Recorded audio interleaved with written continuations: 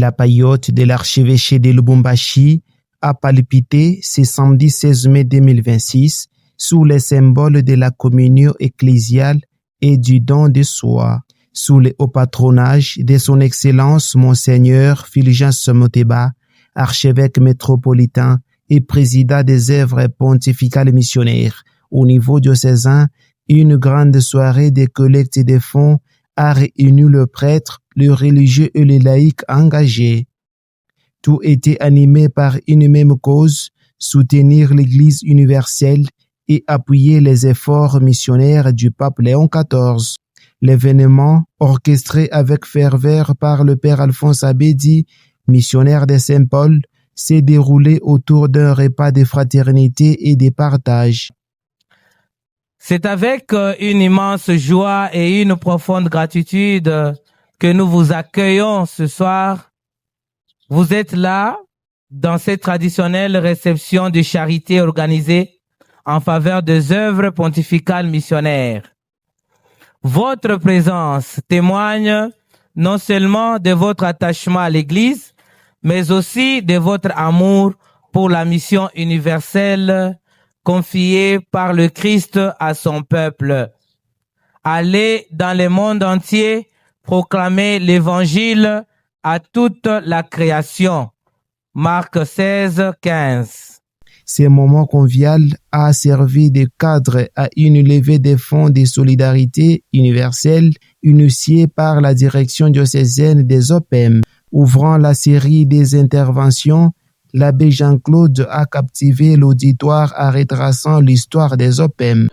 Les œuvres pontificales missionnaires sont nées à Lyon en 1822 de l'initiative d'une jeune lyonnaise, Pauline Jaricot, béatifiée en mai 2022. Elle crée en 1822 le premier réseau social missionnaire, une chaîne de générosité dans laquelle chaque donateur donne un sou par semaine et doit en trouver 10 autres. Ainsi, la première œuvre, l'œuvre de la propagation de la foi, est née. Elle s'appuie particulièrement sur le monde ouvrier lyonnais et participe à son évangélisation. C'est ça même le début des œuvres pontificales missionnaires. Pour dire que si aujourd'hui on dit que l'Église catholique est riche, c'est grâce à vous. Par vos contributions. Les contributions que vous donnez régulièrement. Peut-être sans le savoir. La première œuvre, l'œuvre pontificale de la propagation de la foi, a un temps fort. Le temps fort, c'est le mois d'octobre, qu'on appelle aussi le mois de la mission.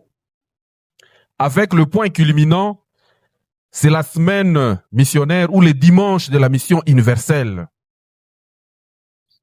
où l'on invite tous les chrétiens à prier pour la mission de l'Église, à prier pour les missionnaires et aussi à aider financièrement les missionnaires et la mission de l'Église à travers cette quête du dimanche de la mission. Aujourd'hui, les OPEM sont représentés dans 140 pays où elles contribuent à la vie pastorale et collectent des fonds au profit de plus de 1100 diocèses catholiques en Afrique, Asie, Amérique latine et Océanie, parmi les plus démunis, pour qu'ils grandissent et deviennent progressivement autonomes.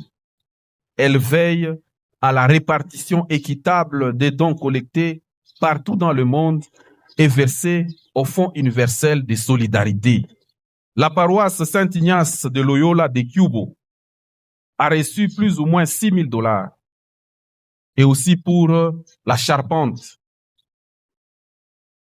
Pour la modernisation de la procure de Lubumbashi, je pense que lorsque vous passez de l'autre côté, vous voyez qu'il y a ce projet de modernisation de la procure de Lubumbashi. Les OPEM ont contribué à hauteur de $30,000 pour ne citer que ça. Pour dire que c'est vrai que il y a des projets qui sont financés par les OPEM au niveau international, mais aussi au niveau local, on peut aussi financer quelques micro-projets.